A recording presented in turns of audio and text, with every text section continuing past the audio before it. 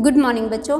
आज मैं डॉक्टर उर्मिला आपको छठी कक्षा की पूरक पुस्तक बाल राम कथा का 12वां और अंतिम पाठ राम का राज्याभिषेक पढ़ाऊंगी।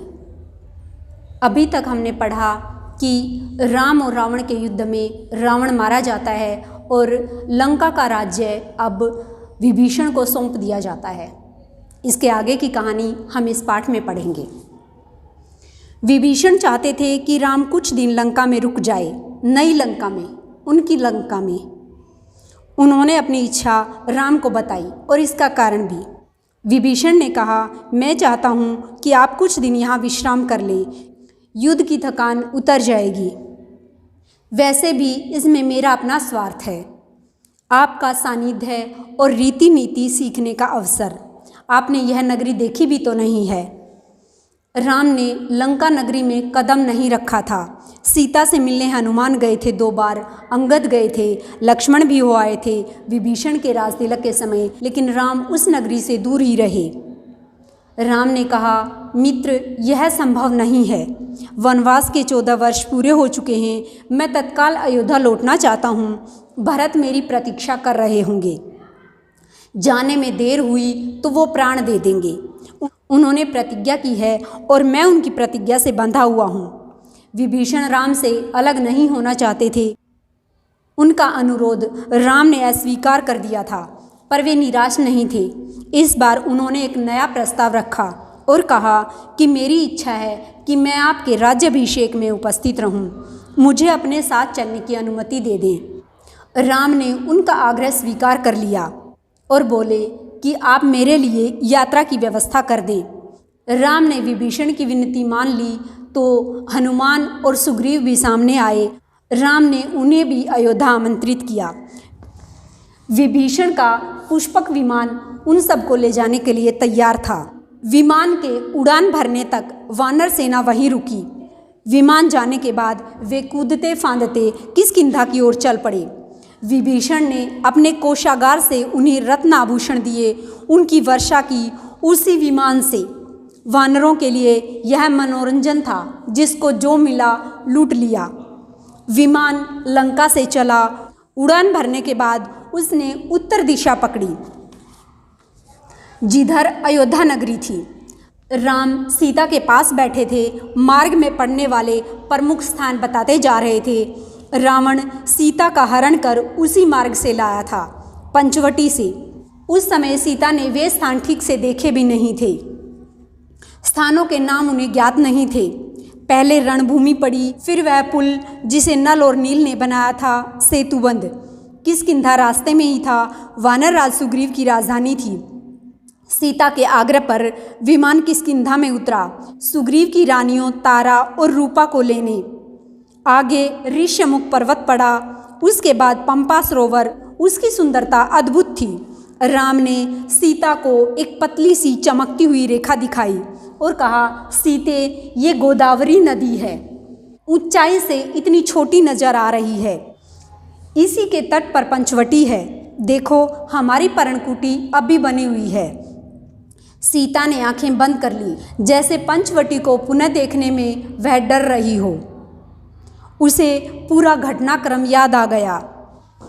गंगा यमुना के संगम पर भारद्वाज ऋषि का आश्रम था। विमान वहां उतरा। सब ने रात वहीं बिताई। ऋषि का आग्रह था, राम उसे टाल नहीं सके।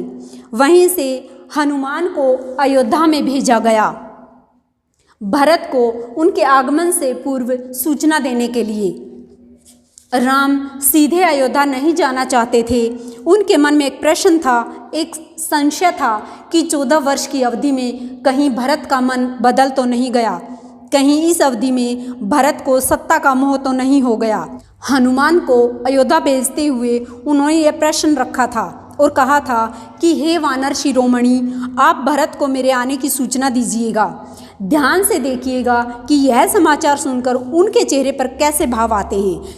यदि भरत को इस सूचना से प्रसन्नता नहीं हुई तो मैं अयोध्या वापस नहीं जाऊंगा। भरत राजकाज संभाले, इससे मुझे कोई आपत्ति नहीं।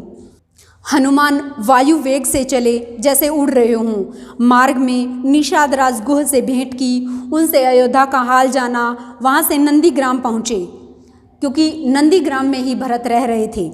उन्होंने भरत से कहा, श्री राम के वनवास की अवधि पूर्ण हो चुकी है, वे लौट रहे हैं, प्रयाग पहुँच चुके हैं, मैं उन्हीं की आज्ञा से आपके पास आया हूँ। भरत की प्रसन्नता का ठिकाना न रहा, आंखों में खुशी के आंसू थे। वे बार बार हनुमान को धन्यवाद दे रहे थे, यह शुभ सूचना उन तक पहुंचाने के लिए। उनके चेहरे पर केवल एक ही भाव था, प्रसन्नता का भाव। हनुमान उनसे विदा लेकर वापस आश्रम में लौट आए, राम के पास। अगली सुबह प्रयाग से श्रृंगवेरपुर होते हुए राम का विमान कुछ ही देर में सरयू नदी के किनारे पहुंचा। कौन सी नदी के किनारे? सरयू नदी के किनारे। उसी सरयू नदी के किनारे जिसके तट पर अयोध्या नगरी बसी थी। दूर अयोध्या नगरी के भवनों के शिखर दिखाई देने लगे। सब ने अयोध्या को प्रणाम किया। उधर भरत से सूचना पाकर अयोध्या में उत्सव की तैयारियां होने लगी। नगर को सजाया गया। शत्रुघ्न राज्याभिषेक की व्यवस्था में लग गए। महल से तीनों रानियां नंदीग्राम के लिए निकल पड़ी। कौशल्या सबसे आगे थी। उन्हें पता था कि राम पहले भरत से ही भेंट करेंगे। राम का विमान नंदीग्राम में उतरा। कहाँ उतरा? नंदीग्राम में। उनका भव्य स्वागत हुआ। आकाश राम के जयघोष से गूंज उठा। राम ने विमान से उतरकर भरत को गले लगाया, माताओं को प्रणाम किया। भरत भागते हुए आश्रम के भीतर गए और राम की खड़ाऊ उठा लाए, जिसे सिंहासन पर रखकर उन्होंने 14 वर्ष राजकाज चलाया। झुककर अपने हाथों से राम को पहनाई। मिलन का यह दृश्य अद्भुत था। सबके चेहरों पर प्रसन्नता थी, सबकी आंखें खुशी के आंसुओं से नम थी। राम लक्ष्मण ने नंदीग्राम में तपस्वी बाना उतार दिया। दोनों को राशि वस्त्र पहनाए गए। जन समूह राम की जयकार करता हुआ अयोध्या के लिए चला। शोभा यात्रा की छटा देखने योग्य थी। नंदीग्राम से चलने से पूर्व राम ने पुष्पक विमान को कुबेर के पास भेज दिया। किसके पास भेज दिया? कुबेर के पास, क्योंकि रावण ने कुबेर से ही ये पुष्पक विमान छीना था। इसलिए राम ने ये पुष्पक विमान वापस जिसका था उसके पास भेज दिया। सजी धजी अयोध्या नगरी राम के दर्शन पर आह्लादित थी, यानी खुश थी। नगरवासी प्रसन्न थे, उन्हें उनके राम वापस मिल गए थे। माताएं प्रसन्न थी क्योंकि उनका पुत्र लौट आया था। मुनिगण खुश थे। राम ने उनकी शिक्षाओं को माना, कभी विरत नहीं हुए। भरत ने अयोध्या का राज्य राम को नंदीग्राम में ही लौटा दिया था। राजमहल पहुँचे तो मुनि वशिष्ठ ने कहा, कल सुबह राम का राज्याभिषेक होगा। इसकी तैयारी शत्रुघ्न ने पहले ही कर दी थी। पूरा नगर सजाया गया था, दीपों से जगमगा रहा था, फूलों से सुवासित, वाद्य यंत्रों से झंकृत।